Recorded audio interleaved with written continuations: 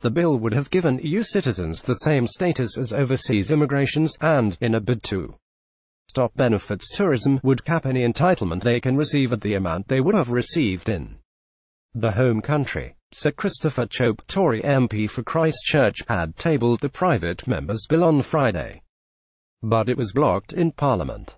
The leading Brexiteer says he wants to stop people from the EU having a privileged position compared to people from outside the EU, so everyone has an even footing. He also wants to stop foreign workers being subsidised by UK taxpayers. Getty, McAndrewSir, Chris Chope's bill was blocked. If we're going to subsidise any workers, shouldn't it be our own ones?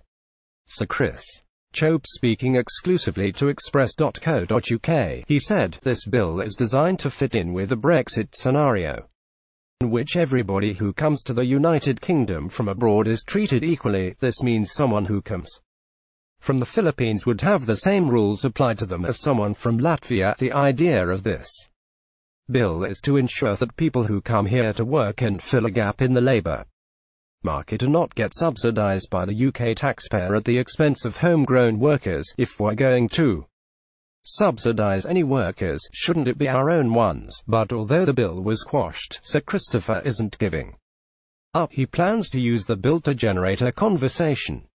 He added, "My purpose in putting forward the bill was not to get it in the statute book, rather to keep the debate about the link between benefits and employment alive.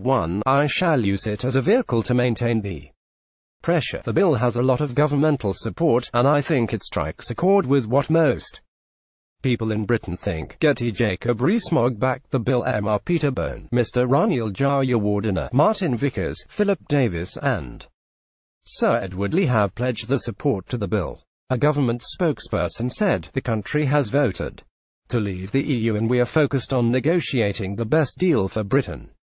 Access to benefits falls within these negotiations, in light of the Office for Budget Responsibility's new findings that Brexit will benefit the economy." Sir Christopher slammed the previous gloomy forecasts as too simplistic. He added, "We now can see restrictions on migrants from overseas will boost productivity in the UK because it will force employers to train the home-grown workforce to be more efficient and effective." It comes as Sir Chris Chope joined other Conservative Brexiteers, such as Jacob Rees-Mogg, in refusing to sign off on a report last week calling to extend the period for the UK leaving the EU if more time is needed to agree a UK-EU trade deal.